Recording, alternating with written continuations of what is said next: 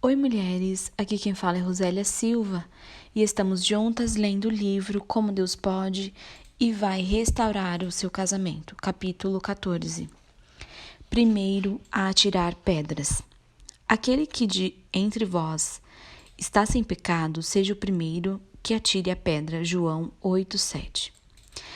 Adultério é motivo para perdão? O adultério deve ser sempre perdoado? O que Jesus fez? Ele disse à mulher, pega em adultério. Ninguém te condenou? Nem eu também te condeno, vai-te e não peques mais. João 8, 10, 11. Você condenou seu marido? Você está sem pecados para poder atirar a primeira pedra em seu marido? Jesus também disse às pessoas que queriam que a mulher adúltera fosse punida: aquele que de entre vós está sem pecado, seja o primeiro que atire a pedra contra ela. João 8:7. Você está sem pecados para poder atirar a primeira pedra em seu marido? A verdade é, se dissermos que não temos pecado, enganamo-nos a nós mesmos, e não há verdade em nós. João 1:8. Mas eu nunca fiz nada que fosse um pecado tão grave. Deixe-me mostrar que Deus agrupa os seus pecados juntos com os do seu marido. É assim que Deus vê o pecado. Porque as obras da carne são manifestas, as quais são os dele: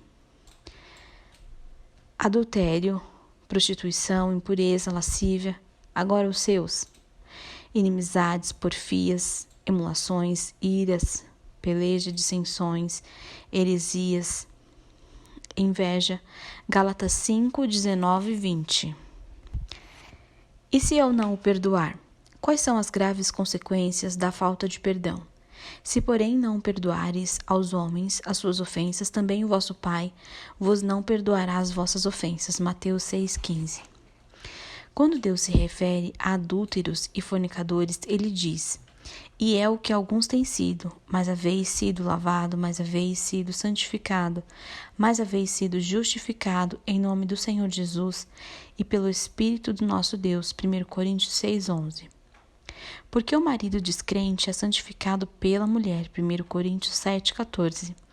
Uma vez que você e o seu marido são uma só carne, nós do Ministério Restaurar sugerimos que você se aproxime do Senhor, permitindo-lhe transformá-la mais à sua imagem.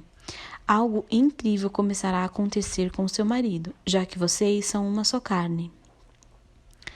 Ele será santificado. Entretanto, se você continuar em pecado, vocês dois permanecerão não santificados.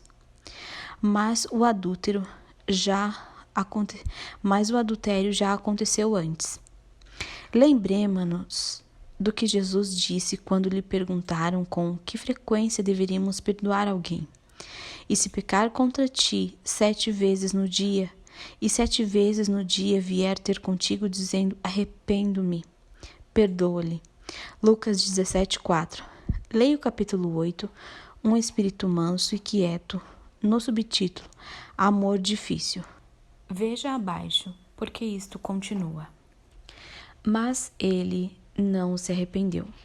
Quando Jesus estava na cruz pelos seus pecados, ele clamou, Pai, perdoa-lhes, porque não sabe o que fazem. Lucas 23:34. Novamente leia o capítulo 8, um espírito manso e quieto, no subtítulo Perdão. Não te deixes vencer o mal, mas vence o mal com o bem. Deus especificamente pediu ao seu profeta Oséias para casar novamente com a sua esposa Gomer, mesmo ela tendo sido abertamente infiel a ele. Porque ela não é minha mulher, e eu não sou seu marido. Oséias 2:2.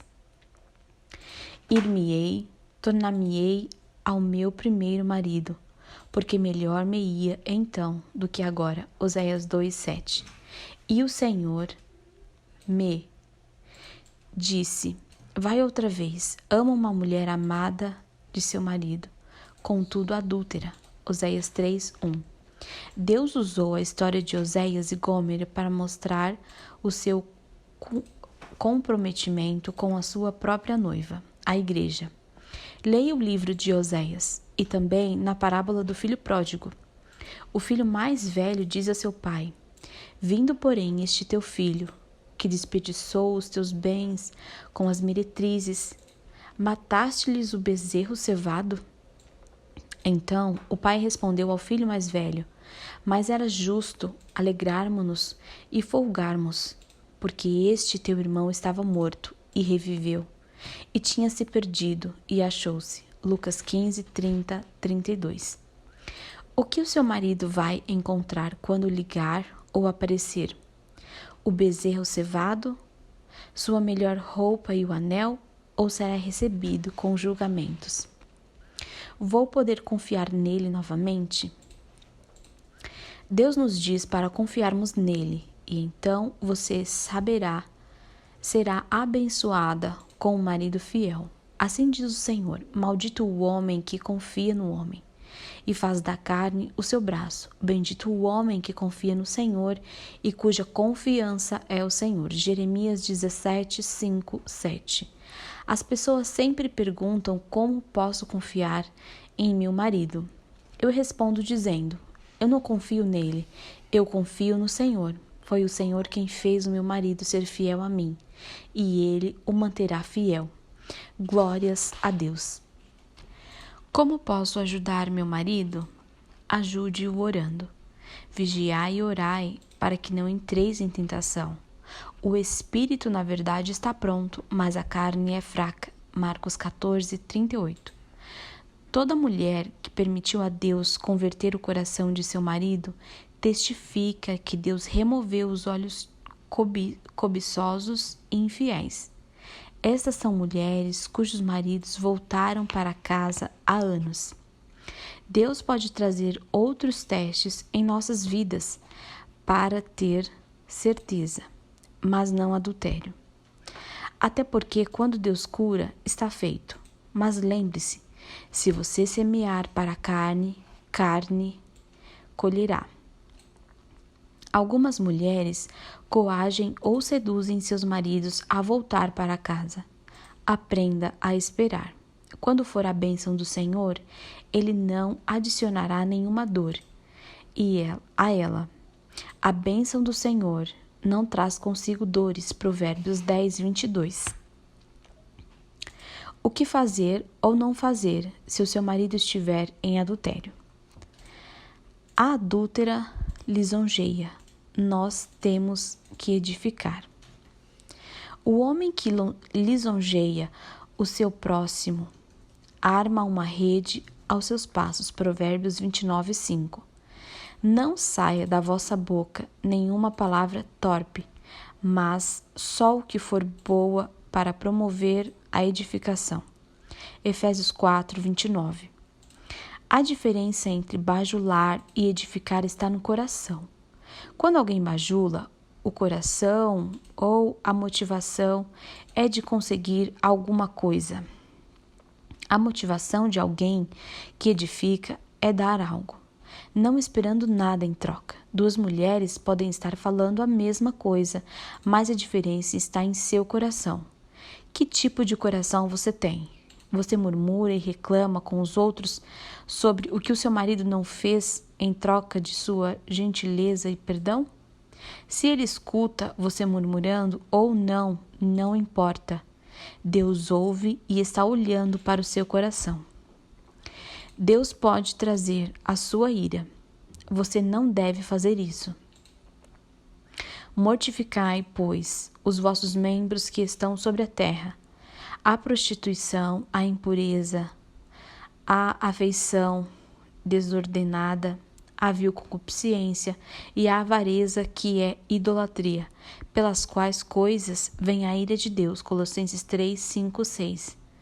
Porque bem conhecemos aquele que disse: minha é a vingança, eu darei a recompensa, diz o Senhor. E outra vez o Senhor julgará o seu povo. Horrenda coisa é cair nas mãos do Deus vivo. Hebreus 10, 30, 31. Se você ainda não perdoou seu marido, pode ser que você fique contente. Pode ser que você fique contente quando a ira de Deus começar. Entretanto, Deus nos adverte: quando cair o teu inimigo, não te alegres e nem se regozije o teu coração, quando ele tropeçar, para que, vendo o Senhor, seja isso mal aos seus olhos e desvie dele a sua ira. Provérbios 24, 17 e 18. Não se engane, você não precisa saber o que o seu marido está fazendo, porque não há coisa oculta que não haja de manifestar-se, nem escondida que não haja de saber-se e vir à luz. Lucas 8:17. Ele tem sido escondido de você por Deus para protegê-la. Aquelas que atravessam a proteção de Deus para espiar e investigar são trágicas. Por favor, não cometa o mesmo erro, porque o que eles fazem em oculto, até dizê-lo, é torpe. Efésios 5:12.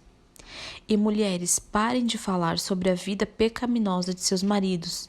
Isso não glorifica a Deus. Somente o inimigo alegra-se por você querer tanto falar por ele. O que podemos aprender na Bíblia sobre o adúltero e a adúltera? É a bajulação que atrai um homem a cometer o adultério, porque os lábios da mulher estranha desfilam favos de mel, e o seu falar é mais suave do que o azeite, mas o seu fim é amargoso como absinto, agudo como a espada de 2 gumes. Os seus pés descem para a morte, os seus passos estão impregnados no inferno, para que não ponderes os caminhos da vida. As suas andanças são errantes, jamais os conhecerás. Provérbios 5, 3, 4. Enquanto você estava ocupada derrubando-o, a outra mulher estava exaltando. Enquanto você estava discordando, ela estava concordando. Isto mudou? Ela usa a sua bajulação para atraí-lo ao adultério e à morte espiritual. Assim o seduziu com palavras muito suaves e o persuadiu com as lisonjas de seus lábios, e ele logo a segue, como o boi que vai para o matadouro, ou como a ave que se apressa para o laço, e não sabe que está armado contra o que está armando contra a sua vida. Provérbios 7, 21, 23. Muitas vezes é de repente que ele a segue. Muitas mulheres cujos maridos cometem adultério relatam que os alertaram, porém eles não deram atenção aos avisos de suas esposas. Leia o capítulo 7, ganhe 100 palavras para saber por que os maridos ignoram os alertas de suas mulheres. Mais uma vez, é a bajulação dela que atrai um homem a cometer adultério. Para que elas te guardem da mulher alheia, da estranha que lisonjeia com as suas palavras. Provérbios 7, 5. Quando foi a última vez que você louvou o seu marido por algo que ele fez, e encorajou seu marido, ou ficou animada com algo que ele disse? É de se admirar que ele tivesse faminto pelo que a adúltera estava oferecendo? Elogios? Mais uma vez, é a bajulação dela que eventualmente o leva a uma dificuldade financeira. Para te guardarem da mulher vil e das lisonjas da estranha, não cobiceis no seu coração a tua formosura, e nem te prenda aos teus olhos, porque por causa de uma prostituta se chega a pedir um bocado de pão. E a adúltera anda à caça da alma preciosa. Porventura tomará alguém fogo no seu seio, sem que as suas vestes se queimem? Assim, o que adultera com uma mulher é falto de entendimento. Aquele que faz isso destrói a sua alma, achará castigo e vilipêndio, e o seu opróbrio nunca se apagará. Provérbios 6, 24, 27. 32, 33. Muitas mulheres se surpreenderam com as ações ou com o que o seu marido diz enquanto está em adultério. A Bíblia é clara. Nesse ponto, ele está com falta de entendimento e está destruindo a si mesmo. Mais uma vez, Deus diz que ele terá dificuldades financeiras. O companheiro de prostitutas desperdiça os seus bens. Provérbios 29:3. Houve mulheres que vieram a mim para dizer que isso nunca aconteceria a seus maridos, porque eles eram tão bem-sucedidos profissionalmente. A palavra de Deus se aplica a todo mundo. Todas as mulheres que vieram debater este princípio depois me contaram sobre o colapso financeiro de seus maridos e como a adúltera consumiu suas riquezas.